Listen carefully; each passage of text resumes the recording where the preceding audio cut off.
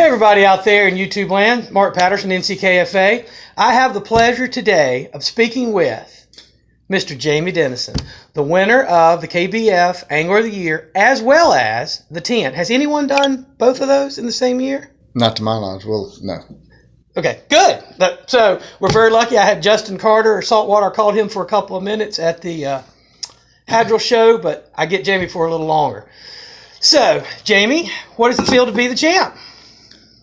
To be honest with you, it's a little overwhelming. Humbling. Just amazing, to be honest with you. It really hadn't sunk in yet. This last week has been incredibly crazy.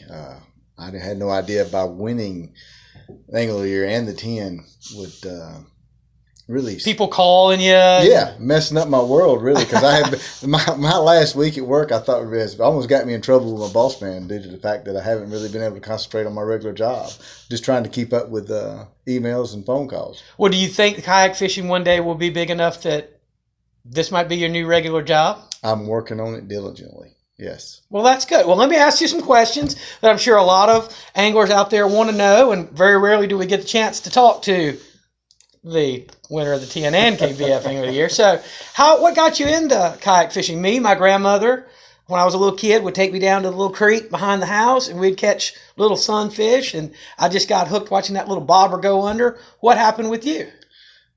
I was walking. I was fishing before I could walk. My dad actually took me when I was really little. I remember the first 5-pounder was actually on a beetle spin at the old Girl Scout Lake in Reedsville.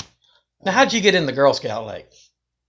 Was it Boy Scout Lake when my dad, I can remember falling asleep in John boats. Literally when I was 9 or 10 years old, I can remember my dad taking me fishing, sneaking into the back of old Sea Lake at Reedsville. I fished Reedsville. Yeah, and but I can remember sneaking into the back of it. Where the dam was? No, at the other end off of... you were way down there. Was it Port McCoy Road? Yeah, it was. But above that, I can't remember the name of the road. But anyway, we'd put a John boat in, and as a kid, we'd night fish, and he would take me in the John boat. And I can remember laying down in the bottom of the John boat and going to sleep. Was he a tournament angler? Or Yes, he was. And to this day, he still does. He still really? Fishes. Yeah, he's 65 or 66. I can't remember. Right. Yeah. But, he still fishes to this day. And wow. We don't get to fish as much because my schedule is kind of hectic. But that's good. He's retired, so if he's not fishing the tournament, he really don't fish on the weekends that much. He goes during the week. Is he as competitive as you are? He's slowed down a little bit. Age will take a little bit out of it, but yes, I get it honest. Okay, good. Now, how did you start in the boat world, or did you come right into the kayak world, or how did you become a kayak angler? I ran a big boat for years. Really? Yes. Fished local clubs, fished BFLs, a few FLWs. What's BFL? Bass Fishing League. Okay, I'm not a good bass angler, so. Me either. I'm just a guy that goes fishing. Well, you got lucky, really. Exactly. A lot of time. I've been told I am one of the luckiest guys around. Well, hard work makes for good luck. Exactly. So you were in the bass world, and you were just like, what made you come over to a kayak? Expense. I priced a new bass boat at the last show. We were in Raleigh a couple weeks ago. A new Ranger was $102,000. American? Yes. What do you get for that? Two 16-inch graphs, 2 power poles. What type of engine is on that boat?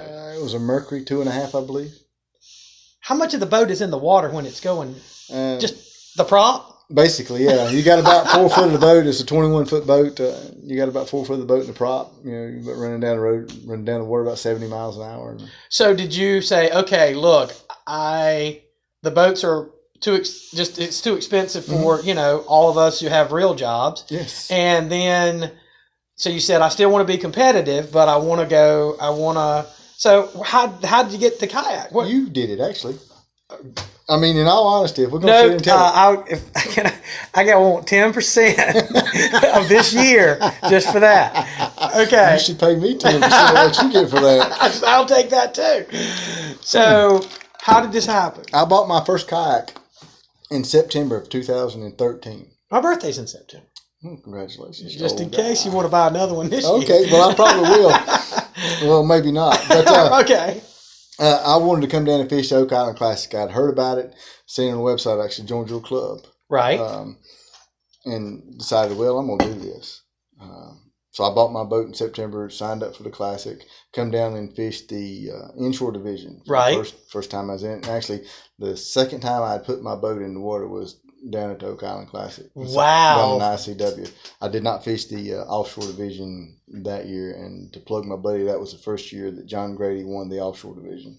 I remember that year vividly, but Yeah, that's a whole difference. He done a fine job. I can't. We won't talk about that. Okay. All right. So you came into the Classic, Yeah. and then you're like, "Hey, I like it." At that point, did you already have sold your boat, your bass boat? No, I kept my bass boat and fished at a bit, I think, 3 or 4 times that year. Okay. I couldn't get out of my kayak because I was trying to win Angler of the Year with you. Which, Okay. Still eludes me. I cannot. I never did it. Well, I don't think we got to worry about you this year because you're gonna be bass fishing. You're not gonna have time for that. I think I submitted 2 fish last year, and we appreciate it. and I'll get in the game again. Well, we appreciate any support. Help just we support get. the club. You know. 'Cause, Well, thank you. I think you're 3,200 members strong now. Yep, right at 31, 32. Which yeah. is awesome because Well, you thanks. started that from grassroots, didn't you? First meeting, we had 3 people. One of them was me. Awesome, brother. And I think they were a husband and wife who walked in the wrong place. that's They wanted a amazing. free fish plate. And they were like, "Hey, we're having a meet. Come on in." So you got into kayak fishing, and then you started fishing local tournaments, or did you jump right? Or was there a KBF then? There was, and I didn't know about it. I actually started fishing local CKA events. Okay, great guys. Yeah, and I actually learned about them because I didn't know about it. Right. Like I said, I started fishing your stuff in that first year. I really just concentrated on NCKFA and just Right. Through your organization, through the club, I learned about the local events and started fishing there. And the first year it was a transition. The fishing was difficult for me because I knew I could catch fish, but the angle was different, and just learning the techniques and stuff and making the adjustments. Right. It was a bit of a learning curve for me, and I would get bites, but I would lose the fish. Right. Because, like I said, everything was different. I was a little closer to the water, and just it was. And just you different. are a bait casting guy, right? I am. See, I'm a spin. There's no way I'm not that educated. I can't from a seated position like low to the water like that. That didn't bother me. That bothered me. Didn't have any trouble with that. It was just when I went to set the hook, it was just the angle was different, and I would lose fish. But I managed to work. I think it out. you've got that worked out I pretty worked well it now. out. So you started fishing there. Now, like for someone like myself who's not a good bass angler and doesn't really know how it works, I see like, oh my gosh, these guys are fishing for such big money now and everything. Like, how would I, like if I wanted to, there's no way. Now, this year, the KBF National is just in a month or so, right? Yeah, it's actually March the 22nd, 23rd, I believe, or 23rd, 24th, somewhere right in there. I know I leave on the 17th of March and don't come home till the 25th. Now, I couldn't just like at our events, just walk up and like, hey, I want to fish. No, sir, you have to qualify. What does that entail? What does that mean? You have to become a member to fish the national championship. Okay. I think it's $50 a year. Right. And then you have to fish events and finish so high up, but they have roll downs. Let's say you and I go fish and it's early in the year. You know? And this has to be a certified event from Yes. Okay. Through KBF, you go and fish, and they have names for them, and it could be a local online event, or it could be a trail event, or an open, or something of that nature. Right. Through the KBF, and we'll just do an online event, be here, just local. Okay. And it's early in the year. You're pretty much going to have to win that event because nobody's qualified. Oh, okay. Yeah. Later in the year, everybody that's done qualified, so that it'll roll down. Oh, now I understand. So this event is for all the people, even though it's 2018, these are for all the people who qualified in 2017. Yes. So, okay. Yeah. Okay. I know we got a good friend, Ed. He managed to qualify, but it was a little later in the year because he kept trying, but he stuck in there and he qualified. All right. And he's making the trip. He's actually housing with us. So. Well, Ed's a lot of fun. He's a great guy, and it'll be interesting too, because Ed is a good angler. He's a very knowledgeable angler, but it seems like what I'm seeing now, especially among the bass guys, you guys, is there's almost a clear separation between what I would consider an amateur and I would consider a professional. And it's really hard to define because I guess by definition, a professional is anyone who gets paid to do an activity. So, whether you're a professional plumber, a professional electrician, or a professional surgeon, if you get paid, painter, whatever you do, that's what it does. But what I guess I'm asking though is is there at this KBF event, is there an amateur field or a professional field, or is it like everybody's together? No, it's a national championship. If you qualified, and it's one field. Okay. Winner takes $100,000 to the house. Okay. I haven't seen the breakdown, but from what I understand, it pays pretty deep. I just haven't seen it. Okay. But the winner is taking home $100,000 guaranteed. Well, that's the other thing that I admire so much about you bass guys is I grew up in a pool room. So, and then once I got a little better at the pool room I was in a little town, Eden, and then I got better. So once you couldn't find anybody to play with there, you had to go elsewhere. So when I would travel, when I go on the road, I'm still playing on a 4.5 by 9 or a 5 by 10 table. The dimensions of the table didn't change. The variables that changed were the cloth was different. The pockets could be tighter. They could be looser. But after you play 20 or 30 minutes, you kind of figured it out. That's why I personally am so intimidated. I'd like to try to do this, but I'm so intimidated because your variables, when you go to because the lakes, I guess these events have to be really big because you got so many anglers. I feel like I've got no chance. I have a feeling a lot of common anglers feel that way because the lake's so huge. There's so many variables. How do you approach something like that? I can see how it would be a little overwhelming if somebody just looked at Kentucky Lake and tried to take in all 60,000 acres at one time. Right. Don't look at it like that. Look at it as, okay, pick an area. If you feel comfortable with just one creek, or you could break it down even smaller. Say you just wanted to look at a 100-acre section. Okay. Pull it up on your map, your digital map at home. So that's how you do research. Yeah, I'll take my iPad and pull up my Navionics map and right there on the couch at the house and just study that map. And what are you looking? I mean, without divulging too much knowledge. This is just what do you look for? Well, it's springtime, so you know what the fish are going to be doing in the spring. They're moving up, they're feeding up, they're getting ready to spawn. They're moving into staging areas, wanting to move back into the creek. So you look at these secondary points and these main lake points where they're looking up, trying to move back, and you just focus on that stuff. And you want something close to deep water, but where they can move up easily. Okay. And you just start looking at this stuff, and you find areas with a lot of those in it.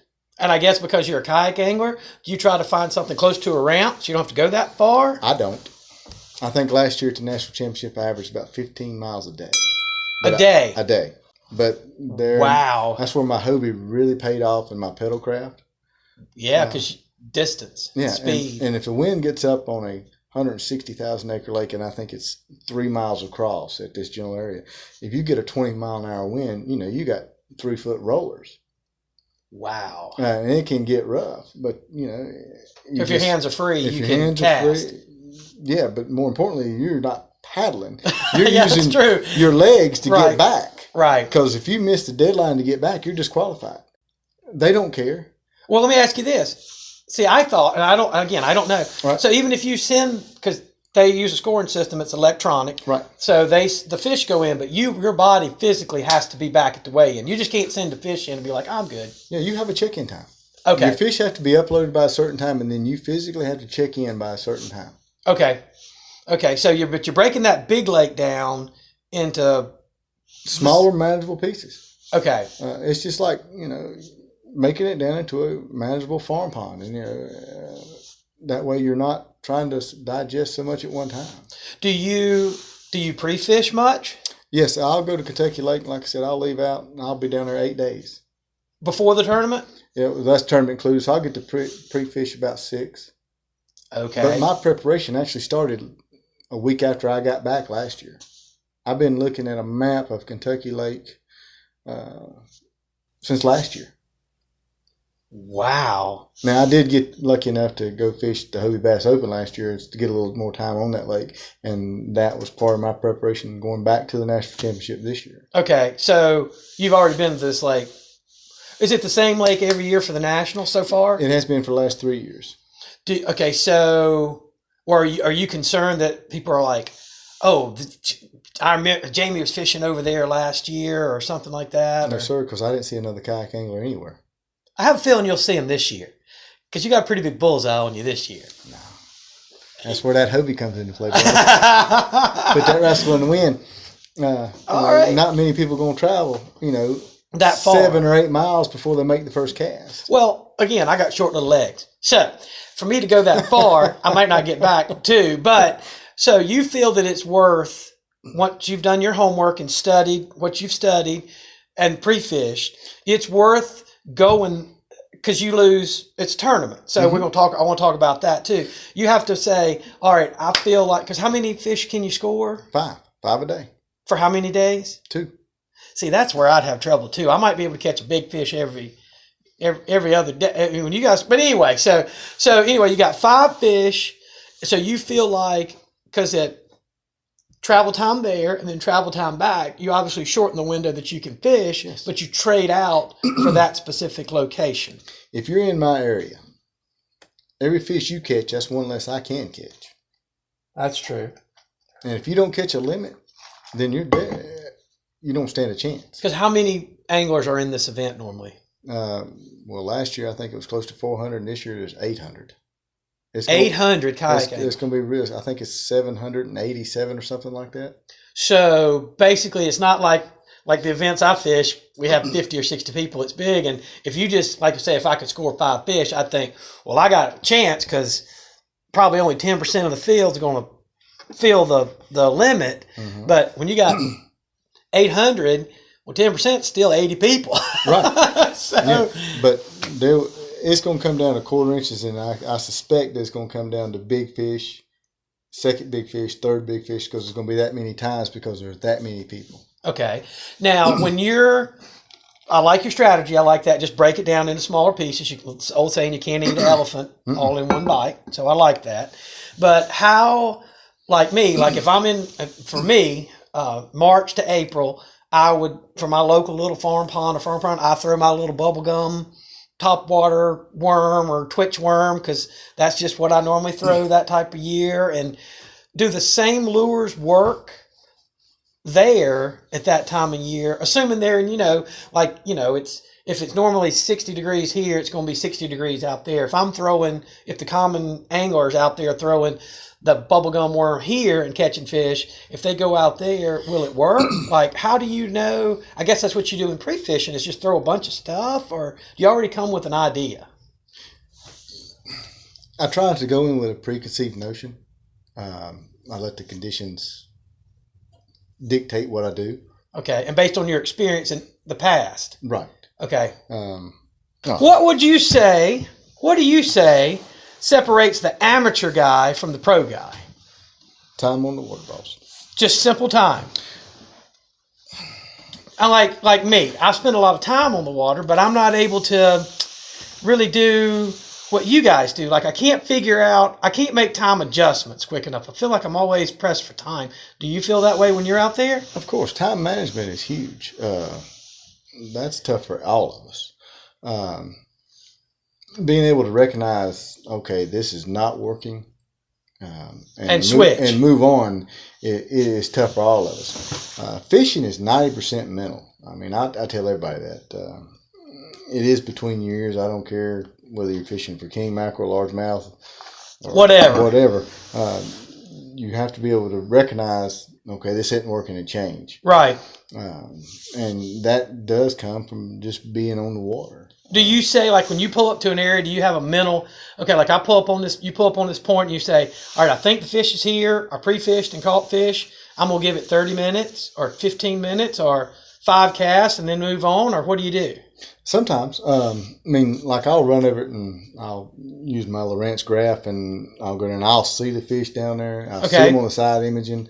and I'll know they're there. Right. But sometimes they're not going to eat. Okay. Like when I was down at Benville Plantation at the 10. Right. I was marking fish suspended on that Lowrance graph, and I would take a Hopkins spoon and literally just drop it down. You could see the spoon on my graph and hitting them in the head, it looked like. And just wouldn't bite. No, I could not make them bite. And I talked to some of the other competitors, and they were doing some of the same techniques. Right.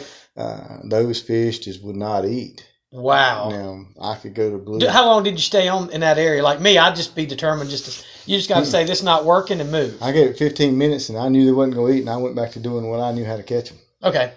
That's smart. Which down there now, I've seen several comments on Facebook. Right. Want to know how you did it, and I'll just go ahead and say it.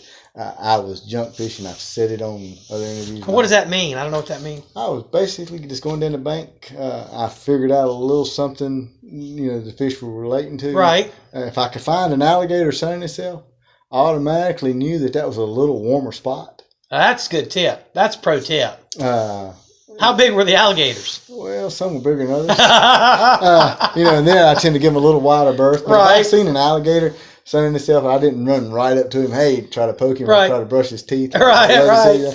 But I knew that area was just a little warmer, and it don't take much, guys. I'm really 1 degree can make all the difference in the world. I have seen a half a degree right. make a difference. But they don't have heat and air conditioning and be able to put on coats. They got to move to find it. But I'd pick up that St. Croix flipping stick, and right. I would literally go down the bank, flipping that zoom. Well, that's a good question too, because I know there are a lot of rod manufacturers. There's a lot of companies that make rods. Yes. And I know there's a whole price range of rods.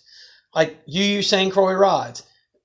And you sought them out because of what they do. They make great custom rods, basically custom rods for the masses. Mm-hmm. And what is it about? Like me, the one reason I'm not a good bass angler is because I don't know how to use I don't use crankbait. I'm not good with the bait caster, and so I'm working too hard with the spinning reel. And so, for me, if I was wanting to get a crankbait rod. Mm-hmm. And tried, okay, this is going to be the year I'm going to try to compete with the big boys in the bass world. I got a crankbait fish. What do I do? How do you go about it? What's so special about a crankbait rod? I'm going to put you in a St. Croix. Okay. Medium action, moderate fast. Okay. Which all that is the rod's going to bend in the middle. Okay. The rod, that's the parabolic. It's going to bend more in the medium. It's going to have a fast tip on it. In other words, it's just the action of the rod. Okay. It's going to let it give from the middle all the way to the end. Because I get a lot of, when I tried crankbaits, I lost a lot of fish. And I'm like, how can they pull 2 treble hooks out of their mouths? So it's the rod. It's what I'm using, probably. Right. And then the line's going to play a part in that, too. I love my cigar braid, but when it comes to my crankbait rods, right, I'm throwing my cigar monofilament because I want that stretch. I want the give. Oh, see, I throw braid, and maybe that's another reason. So when that bass grabs that braid, there's no stretch, and it'll pull the hooks right out of his mouth, and I want that give. When that bass jumps that crankbait in his mouth, I want that give. I want that rod and the line to stretch a little bit so he's not able to throw it out of his mouth. And if I like I say with St. Croix, me being a novice to the bass world, if I go on St. Croix, do they have these are crankbait rods, these are worm rods, so I don't have to do other than just say, I'm gonna match this with that. It'll say, the action will say moderate, fast, and like I said, it will be labeled. Okay, and line you use braid pretty much most of the time, or except when you throw in crankbaits. Yeah, 90% of the time I am a braid guy. I like my cigar flipping braid. And what? See, I grew up. I watched Bill dance, watch him decapitate fish. So when I switched over to braid, I'm still decapitating fish, and I felt like I lost a bunch of fish, and I blamed it on the braid. Now I'm thinking maybe it was I had the wrong rod with the braid, and I just didn't pair it all up. So the only time you don't use braid is when you're using crankbaits? For general rules. Yeah. yes and no. Like I said, I will. If I'm in grass, I really like my braid. Grass like lily pad? Are you talking? Any kind of vegetation. Okay. Heavy cover, I want my braid. Rocks, I want my braid. Why? Just because of the diameter? I've heard it cuts it in two, so you don't have that big gloop of stuff if you catch a fish. Well, it's a lot less abrasion. It's more abrasion resistant. That's right. tough for me to say. Abrasion resistant. Yes. Yes. There you go. It is. And it's just a tougher line. It's more sensitive, and it doesn't have any stretch. That way, when that fish hits it, I can literally jerk him out of there. Pull him right in the. Yeah, because that's money. Oh yeah, that's quicker. good. I don't. You're not here to play the fish. You're here to I want get him in the boat. Yeah, I want him there quick. Now, how much mono or fluorocarbon leader do you tie to the end of the braid? I don't. I'm a straight braid guy. So you mean to tell me I'm going to get some flack? are you going to get some flag, or are you setting up all the rookies out there? Are you telling me that you tie your lure directly to the braid? No mono, nothing? I don't. No. Now, what I do works for me. Right. I try it. It may not work for you, but like I told you beforehand, 90% of fishing is between years. If you don't think it's going to work for you, right, then you're not going to catch fish because you're not going to think you're going to catch fish. Okay. So tie your leader on and go with it. Well, one last question, or two, then I'm going to keep this in mind. Okay. If you're tying something else into it, that's just another place for it to fail. That's a good point. That's a a really good point. Well, two quick questions before I let you go, because I know you got to start doing your research for the big tournament already. So, two quick questions. A lot of people, like me, I'm getting to be close to 50, real close, and the kayaks seem to be getting bigger and heavier. How, like me, I have the T-bone, and I put my kayak in the back of my truck with the T-bone. Do you have a trailer? Do you use, do you put it, can I say what kind of car I saw you pull up in? You can. Okay. This man pulled up in a little Mini Cooper out there with a big trailer hitch on the back, because I almost hit myself in the knee. So, what? No, in my case, it's me. Well, that's right. My shin, your knee. No, if it was, see, that's why I know where the trailer hitches are, because at my height, it hits you in the shin, that hurts. It hits you in the knee, that takes you out. So, how do you? Because you're not putting a pro. You're in the pro angle, right? I'm in Hopey Pro angle. The 12 or the 14? I'm in a 14. I want the extra room, the stability. I don't carry a ton of gear, but I do like the extra room for clothes, because sometimes the weather conditions change, and I'll put on rain suit. You like that big hatch? Yes, I do. Switch it. Okay. Well, you're not putting it on top. No. And you're not putting it in the back because you don't have a truck. So I'm assuming you're trailering that? Yes. The KT that Boondocks offers is an awesome trailer.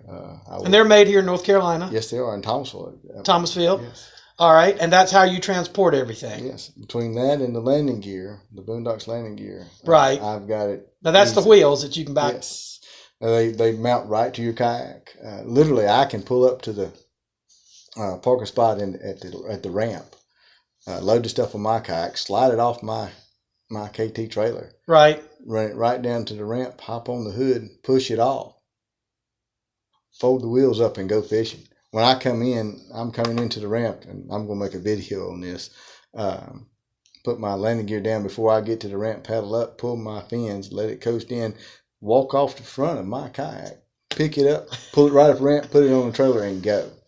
I want to see when you do that. So link us to that, because I want to see that. Mm-hmm. That I want to see that, because I was thinking the other day. I was like, as I get older, I'm gonna have to do something different. Oh, it's slick. I mean, that's a sweet way to go. So, last words of advice, like if you're thinking about maybe next year trying to step up, what would be, if you're an amateur, what would you think is the best? I don't want to say mistake, but as a professional, because that's what you are, what do you see that separates the average angler? Like if you're going to go head to head, like a head to head contest with someone like me who's not a good bass angler, what are you going to have when you show up at the ramp, other than a more positive attitude? Because I'm going to be intimidated, because I'm like, okay, this guy's a crusher. What is it that you think makes that separation. Do your homework and literally don't worry about what the other guy's doing. What you just said, I don't care what you're doing, how you're doing it, or really where you're doing it. Because I don't have to beat you. All I've got to do is go figure out the fish. If I can figure out the fish a little better than you doing it, I'm going to win. Okay. And just like at the 10 this past week, I knew if I could catch a limit, I had a shot. And the first day I was fortunate enough to come in, the only one to come in with a limit. That's correct. Second day I was fortunate enough to catch a limit, and I'm glad there wasn't a third day. So at the 10, when you got your limit there, you got your limit the first day and you limited the second day, and you didn't? No, the first day I had my first bite at 8:15. Okay. By 12 o'clock I hadn't had another bite, so I actually decided to move locations. You took the boat out of the water? Yes, I dropped my landing gear. Wow. Went to the bank, hit the bank, pulled the boat up out of the water. Now, at this particular venue, it was better not to have a trailer, so I actually had my T-bone. Okay. Pulled it out with the landing gear. Perfect. Loaded my boat up in the back of my truck and actually moved up the lake about 1.5 miles. Wow. Went to a different section of the lake. So see, that separates a pro from an amateur. I would have been so concerned about losing that amount of time. I just would have kept doing what I was doing. 15 minutes. I mean, that's what another thing, with time management. With the landing gear, it would make it so much easier. Without it, it would have, probably added 20 minutes. Right. Because it's definitely much heavier to get it up, get it up the ramp, get it moving. Yes, for sure with that. And then, so did you, when you went back in, when you put your stuff back in, got back in the water, did you use the same techniques that you were using at the other location, or switch? No, I was doing the exact same thing. I mean, my technique, the way I was fishing, I was confident in that. Okay. I just needed to change areas. The water where I was at was pea green for some reason. It was like an algae bloom going on, and it just didn't set well with me. Something just did not feel right. The shad movement had ceased to exist. Right. In the area that I'd left. Right. So I decided to move, and this was at 12 o'clock. Wow. And you got to be back at the check-in at 4? No, actually they extended the time there. So we actually fished till 5. So I knew I had plenty of time, and I needed 4 bites. Because at this particular point in time of day, I had 1 fish in the boat. Wow. It turned out to be that was my biggest fish of the day. It was an 18-inch fish. Right. I never looked at the leaderboard, didn't care what was going on. Because you can't do anything about it. No, it didn't matter. I didn't have signal anyway. But I went and I just put my nose down and I kept doing what I'm doing, and I finally got another bite around 1:30. Right. And then caught another fish at 3 o'clock, and the next 3 fell pretty quick. It was bam, bam, bam, and ended up with 72 inches that day. Wow. And the next day I had a limit by 12 o'clock, so I felt pretty good about it. Oh, okay. Well, now here's the question. Did you go back, and you don't have to tell me if it's super secret, did you go back to the original place you started, or go back to the place you took out and finished at? No, I actually went back to the spot I went to the last half of the first day. Because you thought, okay, the fish have changed. I went back to where I ended up the first day. So probably what I think I'm hearing you say, I learned that from counseling. Ask your wives. Oh, boy. I think what I heard you say was, I think what I heard you say is what you think separates an amateur from a pro. Number one is they go out and fish their game. They don't get so tightened up and intimidated by the other anglers because you can't do nothing about it. And number two, able to make a decision quickly and commit to it 100%. Because if you don't make a change, doing the same thing over and over, if it's not working, probably is not going to start working. Well, adjustments. You need to be able to make adjustments on the fly. Okay. Like changing locations on the lake. In a kayak, of course, is a little different than a boat. But yeah, you need to be able to adjust. Like changing your lure, or technique if it's not working. Right. If you see the fish on your Lawrence graph and say, God, there they are suspended. Having enough ability, to drop that spoon down in them. Right. Whatever the case may be. So, thank you very much for spending time with us tonight. The NCKFA really appreciates it. We're so glad that you were here when we could compete against you, and Oh my goodness. But now, if we want to find out more information or get, because I'm not as technically savvy yet as I should be, but are you going to have videos like quick tips, like talking about the St. Croix rod, the special crankbait rod, or other techniques and tips will there be somewhere that we can possibly see that in the future? Or do you know yet? I mean, this all just happened a couple of weeks ago. My plans are to have, I don't want to say a weekly pro tip, but, Right. maybe a monthly, Right. bi-weekly pro tip. Right. Yeah, and as far as how, I'm working on that, and we will get back together and let everybody know. Well, you let me know, and I'll alert everybody, because it's NCKFA OIC on Instagram, and you can get to Jamie At justfishingjmd@gmail.com. Perfect. Well, Jamie, congratulations. Thank you guys for watching. See you guys on the water. Thank you.